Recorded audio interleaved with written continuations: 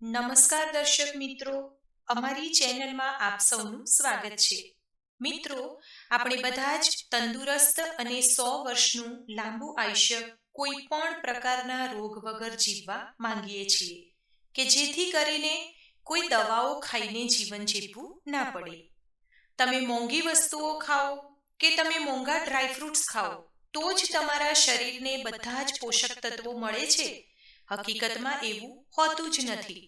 આજના આ વિડીયોમાં આપણે એવી 5 વસ્તુઓ જાણવાના છીએ કે જેને જીવનમાં અપનાવવાથી લાંબુ અને તંદુરસ્ત આયુષ્ય જીવી શકાય છે અને તેને માટે એક પણ રૂપિયાનો ખર્ચ કરવાની જરૂર નથી.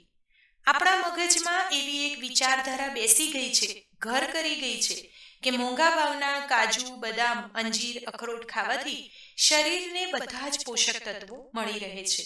પણ હકીકતમાં આવું કંઈ જ હોતું નથી અને એટલા માટે જ આજનો આ વિડીયો સ્કીપ કર્યા વગર અંત સુધી જરૂરથી સાંભળજો, જેથી તમને ખૂબ જરૂરી માહિતી મળશે. મિત્રો, આજના આ વિડીયોમાં આપવામાં આવેલી માહિતી મને એક ખૂબ જ સમજદાર અને પ્રેમાળ વૃદ્ધ વડીલે આપી છે.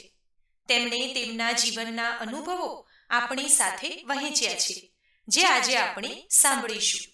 આ વડીલની ઉંમર 94 વર્ષ છે. તેઓ જણાવે છે કે શું તમને ક્યારેય એવું લાગ્યું છે કે તમારા શરીરની શક્તિ પહેલા કરતાં વધુ ઝડપથી સમાપ્ત થઈ રહી છે? જેમ કે નાની નાની વાતો પણ તમને થકવી દે છે, અથવા તો તમે દિવસ દરમિયાન ક્યાંક ને ક્યાંક એવું વિચારો છો કે પહેલા જેવી તાકાત રહી નથી.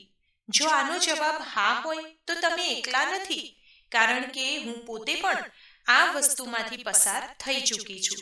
મિત્રો, મારી ઉંમર 94 વર્ષ છે અને હું એકલી રહું છું. મારી સાથે ન તો કોઈ મદદ કરનાર છે કે ના કોઈ સંભાળ રાખનાર. પરંતુ હું ખોટું નહીં બોલું. એક સમય એવો હતો જ્યારે મારી હાલત ખૂબ જ નબળી હતી. ચાલવામાં ખૂબ તકલીફ થતી હતી. દરરોજ એક નવી દવા અને એક નવો નુસ્ખો હું કરતી રહેતી. મારા પોતાના બાળકો પણ મને જોઈને પરેશાન થઈ જતા હતા. પરંતુ હું સૌથી વધુ નિરાશ તો મારી જાતથી હતી. પણ આજે મારી સવાર ઉર્જાથી ભરેલી હોય છે. હું દિવસમાં બધા જ કામ કરું છું, લોકોને મળું છું અને સાંજે થાકીને નહીં, પરંતુ સંતોષ સાથે સૂઈ જાઉં છું.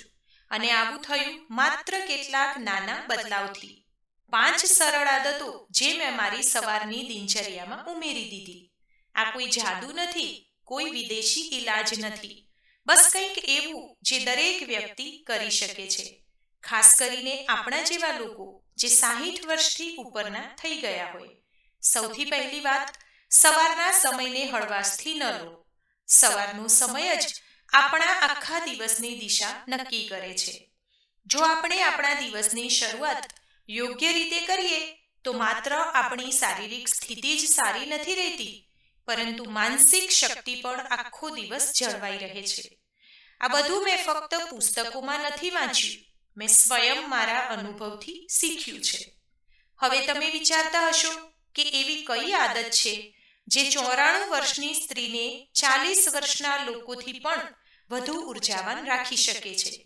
તો ચાલો પહેલી અને સૌથી અસરકારક આદત વિશે જાણીએ. દરરોજ સવારે હું સૂરજ નીકળતા પહેલા જ ઉઠી જાઉં છું. કોઈ અલાર્મ નહીં, બસ આ મારી આદત બની ગઈ છે. હું મારા ઘરની એ બારી પાસે બેસી જાઉં છું જે પૂર્વ દિશામાં ખુલે છે.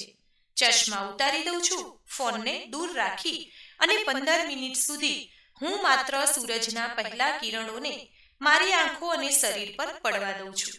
આ દરમિયાન હું ચૂપચાપ બેસી રહું છું અને ધીમે ધીમે એક ગ્લાસ હૂંફાળું પાણી પીવું છું. ફક્ત આટલું નાનું કામ અને મારું આખું શરીર જાણે ફરીથી રીસેટ થઈ જાય છે. હવે જુઓ, આ કોઈ યોગાસન નથી, કોઈ કઠિન કસરત નથી, પરંતુ તેની અસર મારા આખા દિવસ પર પડે છે. પહેલા હું રાત્રે 4-5 વખત ઉઠતી હતી, પરંતુ આ આદત શરૂ કર્યાના થોડાક જ અઠવાડિયામાં હું સતત 8 કલાક ઊંડી ઊંઘ લેવા લાગી. પહેલા હું દિવસમાં ઘણીવાર ઝપકી નાની નાની ઊંઘ લેતી હતી. હવે તેની જરૂર પડતી નથી અને આ બદલાવ કોઈ કલ્પના નથી. આ મારા ડોક્ટરના રિપોર્ટમાં પણ દેખાયું. તેમનું કહેવું છે કે મારી ઊંઘ હવે એટલી સારી થઈ ગઈ છે કે તેમને મારી ઊંઘની દવા બંધ કરવી પડી. જો તમારા ઘરમાં પૂર્વ દિશાની બારી ન હોય તો કોઈ વાંધો નહીં, તમે અગાસી કે બાલ્કનીમાં જઈને બેસી શકો છો.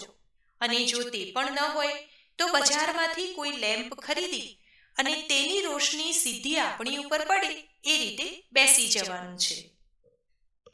હવે બીજી આદત એવી છે જે મારા દિલની ખૂબ નજીક છે. હું દરરોજ સવારે જ્યારે સૂરજની રોશની લઈ ચૂકી હોઉં છું ત્યારે મારી ખુરશી પર બેસું છું અને એક નાની કોપીમાં 3 વસ્તુઓ લખું છું જેના માટે હું આભારી છું.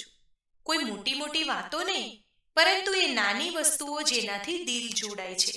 જેમ કે એક દિવસે મેં લખ્યું, હું આભારી છું તે દિવસ માટે જ્યારે મારા પૌત્રે મારી સાથે વિડીયો કોલ પર હસતા હસતા કહ્યું કે દાદી, તમે મારા કરતાં વધુ તેજ છો. તે દિવસનું હાસ્ય, તેની આંખોની ચમક, બસ એ જ યાદ કરતા મારી સવાર ખુશ થઈ ગઈ. તમે વિચારશો કે આનાથી શું ફરક પડે છે, પરંતુ ખરેખર આ આદત મારા અંદરના વિચારોને ધીમે ધીમે બદલવા લાગી. પહેલા હું આખો દિવસ ફરિયાદ કરતી રહેતી, ઘૂંટણમાં દુખાવો છે, બાળકો સમય નથી આપતા, કંઈ પણ કરવાનું મન નથી થતું. પરંતુ જ્યારે મેં રોજ 3 સારી વસ્તુઓ લખવાનું શરૂ કર્યું તો મારું ધ્યાન બદલાઈ ગયું. હવે મારી નજર નાની નાની ખુશીઓ પર જવા લાગી. વિજ્ઞાન પણ કહે છે કે જ્યારે તમે તમારા સારા અનુભવોને વારંવાર યાદ કરો છો તો તે મગજમાં કાયમી થઈ જાય છે અને તમારું મગજ સકારાત્મક, વધુ સંતુલિત અને વધુ શાંત થઈ જાય છે. જો તમે લખી શકતા નથી તો કંઈ વાંધો નહીં, મોબાઈલમાં વોઇસ રેકોર્ડ કરી શકો છો અથવા બસ અરીસા સામે બેસીને સ્વયંને કહો, હું આજે આભારી છું, અને પછી તે વસ્તુ જણાવો. આ આદત માત્ર દિલને જ નહીં, મગજને પણ મજબૂત બનાવે છે. મિત્રો, જો તમે હજુ સુધી વિડીયોને લાઈક નથી કર્યો તો કરજો, અને પહેલી જ વખત ચેનલને જોઈ રહ્યા હોય તો સબસ્ક્રાઇબ કરજો. અને પછી આવે છે મારા દિવસનો ત્રીજો અને સૌથી જરૂરી ભાગ, જેને હું સવારનું અમૃત કહું છું. આ છે મારી સવારની સૌથી સીધી પણ સૌથી શક્તિશાળી શરૂઆત, પાણી. પરંતુ આ કોઈ સામાન્ય પાણી નથી હોતું. હું સવારે ઉઠતા જ 500 મિલીગ્રામ હૂંફાળું પાણી પીવું છું, જેમાં એક ચપટી મીઠું અને અડધું લીંબુ નીચોડેલું હોય છે. હવે તમે વિચારી શકો છો કે આમાં એવું શું ખાસ છે? પહેલા હું પણ એવું જ વિચારતી હતી, પરંતુ જ્યારે મેં તેને મારી સવારની શરૂઆતમાં સામેલ કર્યું તો થોડા જ દિવસોમાં ફરક અનુભવ થવા લાગ્યો. પહેલા જે સાંધાઓ જકડાયેલા રહેતા હતા તે ઓછા થઈ ગયા. પેટ જે પહેલા દરરોજ સવારે ખરાબ થતું હતું તે હવે એકદમ નિયમિત થઈ ગયું. અને સૌથી મોટી વાત, મારી શક્તિનું સ્તર બદલાઈ ગયું.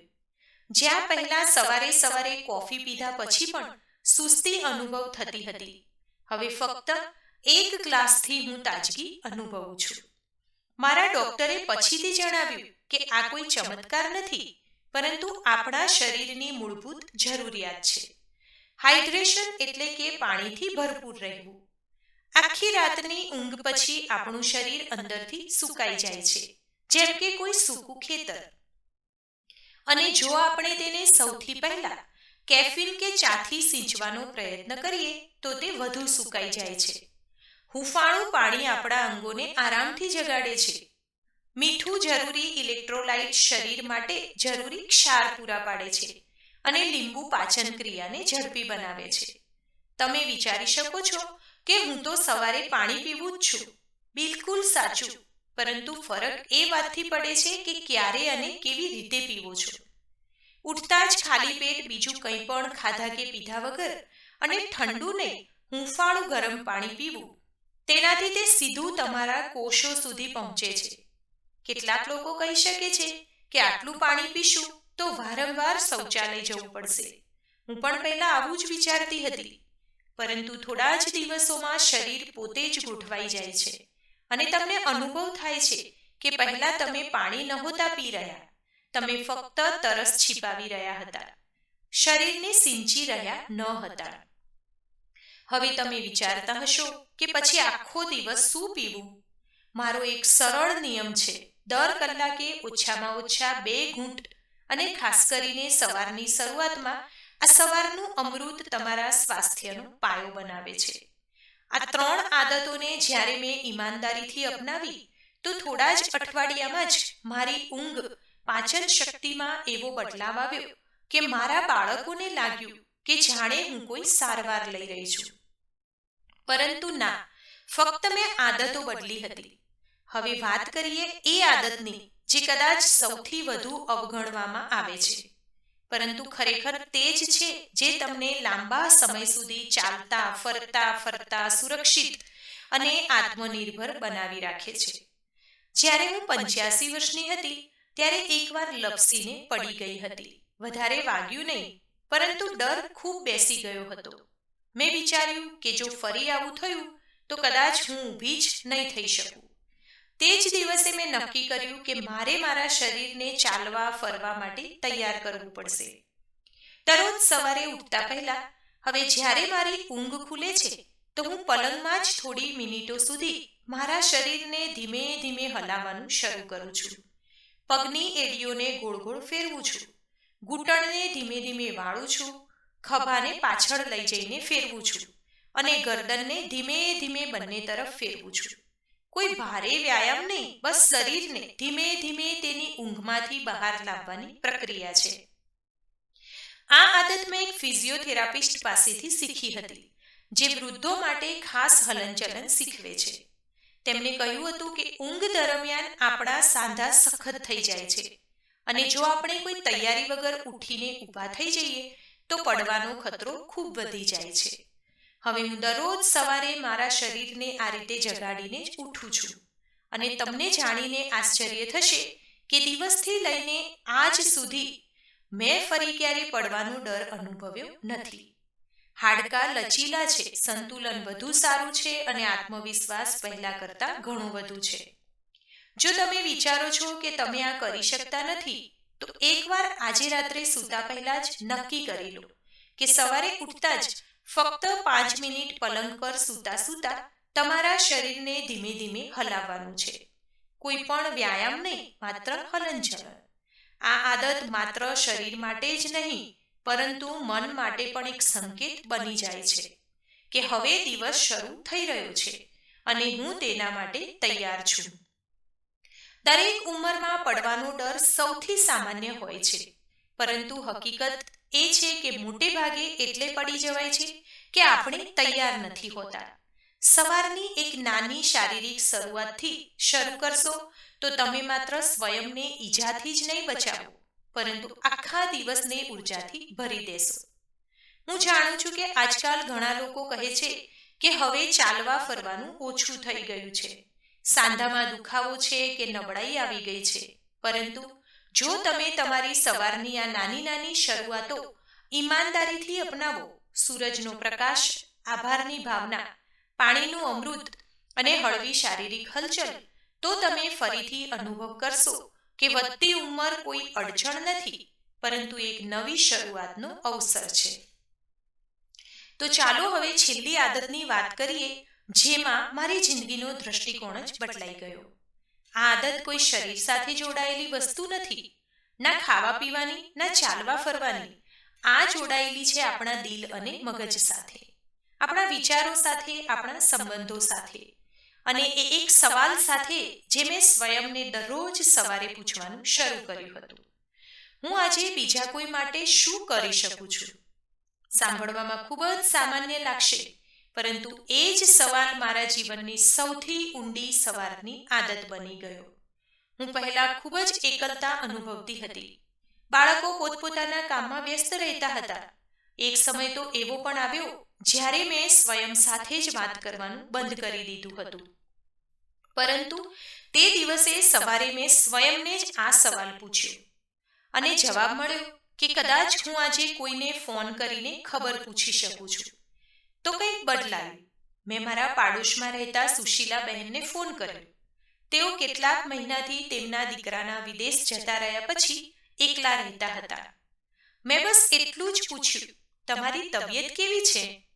અને બીજી તરફથી અવાજ આવ્યો, એકદમ શાંત પણ ધ્રુજતો, ધન્યવાદ બેન. કોઈએ આટલા બધા દિવસ પછી મને પૂછ્યું.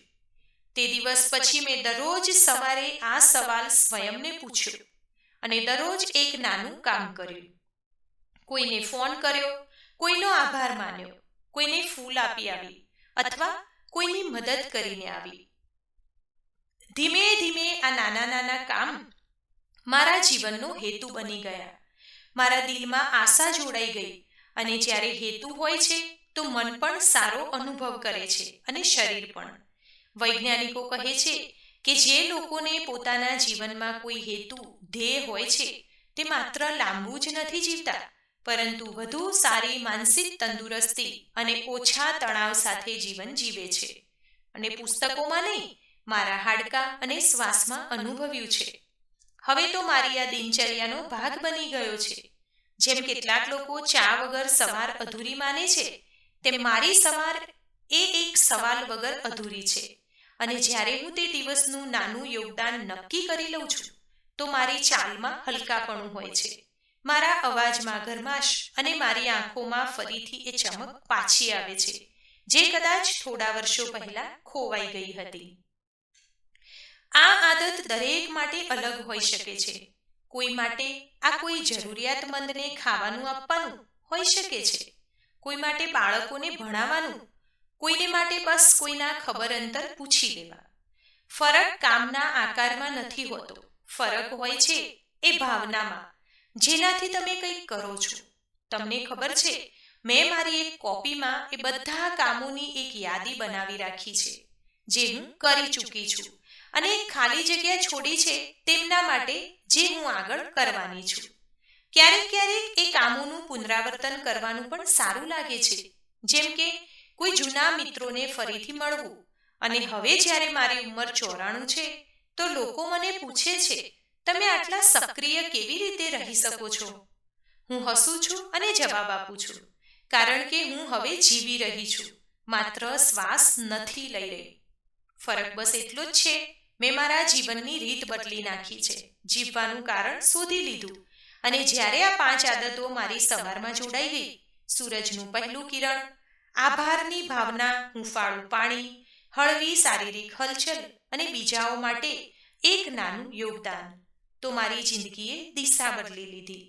હવે હું કોઈ સંન્યાસી નથી, હું બસ એક સામાન્ય સ્ત્રી છું જેણે એક અસામાન્ય ઈમાનદારીથી સ્વયંને બદલવાનો પ્રયત્ન કર્યો. મેં સ્વયંને કહ્યું કે જો હું 85ની ઉંમરમાં પડી શકું છું તો 94ની ઉંમરમાં ઉઠી પણ શકું છું. અને મેં ઉઠવાનું પસંદ કર્યું. કદાચ તમે પણ આજે કોઈ એવા વળાંક પર ઊભા છો જે શક્તિ ઓછી લાગે છે, મન ભારે રહે છે અને તમે વિચારો છો કે શું હવે કંઈ બદલાશે? તો હું ફક્ત એક જ વાત કહેવા ઈચ્છું છું કે હા, બધું જ બદલાશે, પણ જો તમે ઈચ્છો તો. તમે આજથી શરૂઆત કરી શકો છો, પણ નાની નાની આદતો જોડવાની છે. જે આદતો જે તમારા માટે, તમારા શરીર માટે અને સૌથી જરૂરી તમારા દિલ માટે, તમારા દિમાગ માટે કામ કરે. હું ઈચ્છું છું કે જ્યારે તમે આગલી વખતે સવારે ઉઠો તો સ્વયંને એ જ સવાલ પૂછો જે મેં પૂછ્યું હતું. હું આજે શું કરી શકું છું જે મને થોડો વધુ સારો બનાવે? અને પછી જુઓ કે ધીમે ધીમે તમારો દિવસ કેવી રીતે બદલાય છે. અને પછી તમારું અઠવાડિયું, મહિનો અને આખી જિંદગી. જો તમે આ વિડીયોમાંથી મિત્રો કંઈ પણ એવું શીખ્યા હોય, તમને કંઈ પણ એવું સારું લાગ્યું હોય, તો આજના આ વિડીયોને લાઈક જરૂરથી કરજો, તમારા મિત્રો સાથે શેર કરજો. ચેનલને પહેલી જ વખત જોઈ રહ્યા હોય તો સબસ્ક્રાઇબ જરૂરથી કરજો. ધન્યવાદ. સર્વેને મારા જય શ્રી કૃષ્ણ.